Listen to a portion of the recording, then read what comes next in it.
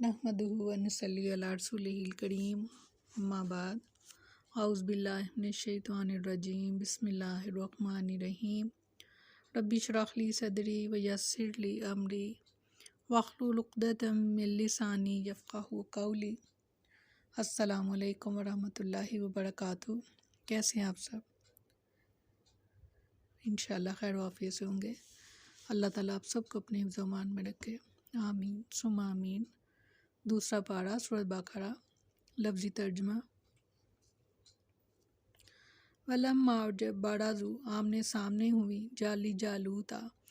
جالوت کے ساتھ و جنودہ اس کے لشکر کے ساتھ، قالوا تو انہوں نے کہا، ربنا اے ہمارے رب، افرغ انڈیل دے علینا ہم پر صبر و ثبت اور ثابت قدم رکھ اقدامنا ہمارے قدموں کو، وانصرنا ہماری مدد فرما علی القوم الکافرین کافر قوم پر۔ اور جب وہ جالوت اور اس کے لشکروں کے سامنے ہوئے تو کہنے لگے، اے ہمارے رب، ہم پر صبر انڈیل دے اور ہمارے قدم ثابت رکھ اور ان کافر لوگوں کے خلاف ہماری مدد فرما۔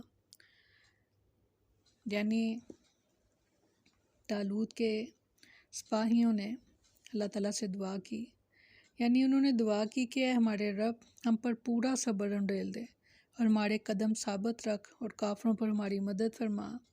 یہ بڑی جامع اور حسن ترتیب سے راستہ دعا ہے، کیونکہ صبر آتا ہے تو ثابت قدمی ملتی ہے، ثابت قدمی ہو تو نصرت الہی ملتی ہے۔ معلوم ہوا کہ مومن کے لیے میدان جنگ میں بھی تیاری کے باوجود سب سے بڑا ہتھیار اللہ پر اعتماد اور اس سے دعا ہے۔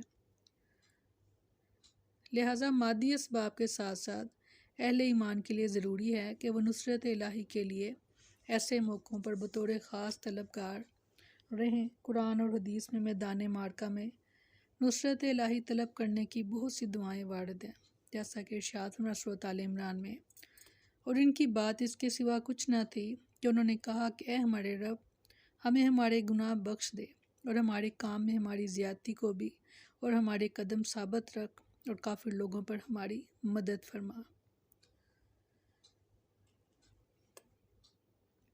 سورۃ بقرہ میں فرمایا، اے ہمارے رب، ہم سے مواخذہ نہ کرنا اگر ہم بھول جائیں یا خطا کر جائیں۔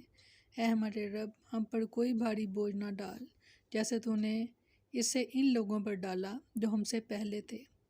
اے ہمارے رب، اور ہم سے وہ چیز نہ اٹھوا جس کے اٹھانے کی ہم میں طاقت نہ ہو، اور ہم سے درگزر کر اور ہمیں بخش دے اور ہم پر رحم کر، تو ہی ہمارا مالک ہے، سو کافر لوگوں کے مقابلے میں ہماری مدد فرما۔ بہت خوبصورت دعا۔ سورہ بقرہ کی آخری آیت۔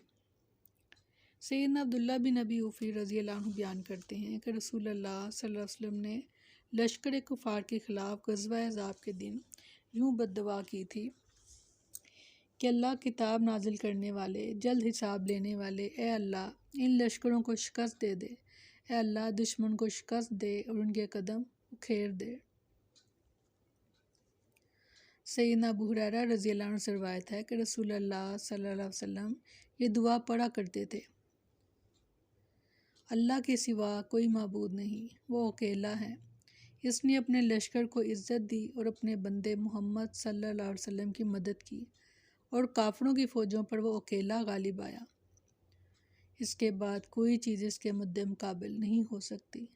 بے شک سیدنا عبداللہ بن عباس رضی اللہ عنہ سے روایت ہے کہ بدر کے دن رسول اللہ صلی اللہ علیہ وسلم نے فرمایا، اللہ میں تجھ سے یہ سوال کرتا ہوں کہ اپنا وعدہ اور اقرار پورا کر، یا اللہ اگر تیری مرضی یہی ہے کہ یہ کافر غالب ہوں تو پھر زمین پر تیری عبادت نہیں کی جائے گی۔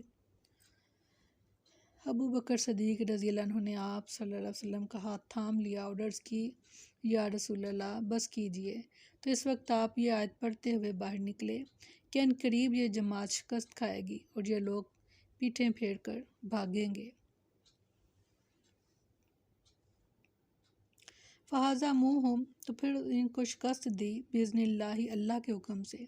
وقتل اور قتل کیا داود علیہ السلام نے جالوت کو، وآتاہ اللہ اور دی اس کو اللہ نے ملک کا بادشاہی، والحکمت اور حکمت، وعلمہ اور سکھایا اس کو وہ مما اس میں سے، یشاء جو چاہا، ولولا اور اگر نہ دفع اللہ ہٹاتا اللہ الناسا لوگوں کو بعضهم بعض کو ان میں سے بھی بعض ان بعض سے لفسدت الارض تو بھر جاتے زمین فساد سے ولکن اللہ اور لیکن اللہ ذو فضل بڑے فضل والا ہے علی العالمین تمام جہانوں پر تل کا یہ آیات اللہ اللہ کی آیات ہیں نتلوہا پڑھتے ہیں ہم اس کو لیکا آپ پر بالحق حق کے ساتھ وَإِنَّكَ اور بے شک آپ لَمِنَ الْمُرْسَلِينَ البتہ رسولوں میں سے ہیں۔ فرمایا تو انہوں نے اللہ کے حکم سے انہیں شکست دی اور داؤد علیہ السلام نے جالوت کو قتل کر دیا اور اللہ نے اسے بادشاہی اور دانائی عطا کی اور جتنا کچھ چاہا تو سکھا دیا اور اگر اللہ کا لوگوں کو ان کے بعض کو بعض کے ساتھ ہٹاتا نہ ہوتا تو یقیناً زمین برباد ہو جاتی اور لیکن اللہ جہانوں پر بڑے فضل والا ہے بے شک سیدنا داؤد علیہ السلام جو لشکر طالوت میں ایک سپاہی کے طور پر شامل تھے ان کے ہاتھوں اللہ تعالیٰ نے جالوت کا خاتمہ کیا اور ان تھوڑے سے اہل ایمان کے ذریعے سے ایک بڑی قوم کو شکست فاش دلوائی۔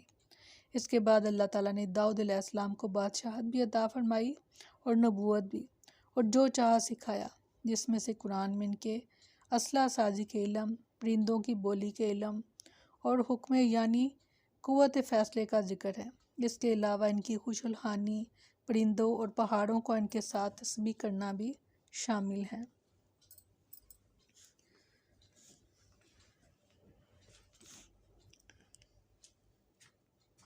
یہ اللہ کی آیات ہیں جو ہم آپ پر حق کے ساتھ پڑھتے ہیں اور بلا شبہ آپ یقیناً رسولوں میں سے ہیں۔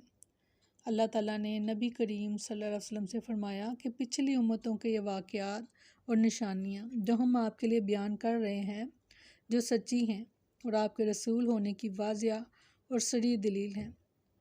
قرآن کریم میں متعدد مقامات پر گزشتہ امتوں کے واقعات کے بیان کو آپ صلی اللہ علیہ وسلم کی صداقت کے لیے دلیل کے طور پر پیش کیا گیا۔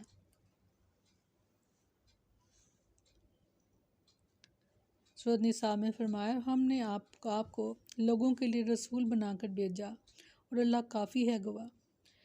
وہی سورۃ فتح میں فرمایا وہی ہے جس نے اپنا رسول ہدایت اور دین حق کے ساتھ بھیجا تاکہ اسے ہر دین پر غالب کر دے اور اللہ گواہ کے طور پر کافی ہے بے شک۔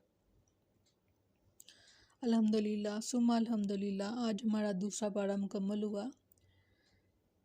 اللہ کا کروڑوں بار شکر ہے الحمدللہ۔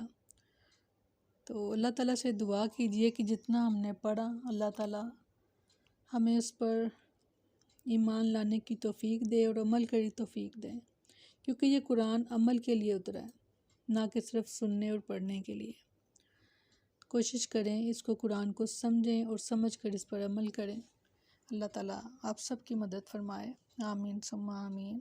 سبحانک اللہم و بحمدک نشہد ان لا الہ الا انت نستغفرک و نتوب الیک۔ سبحان ربک رب العزت عما یصفون وسلام علی المرسلین والحمد للہ رب العالمین۔ السلام علیکم ورحمۃ اللہ وبرکاتہ۔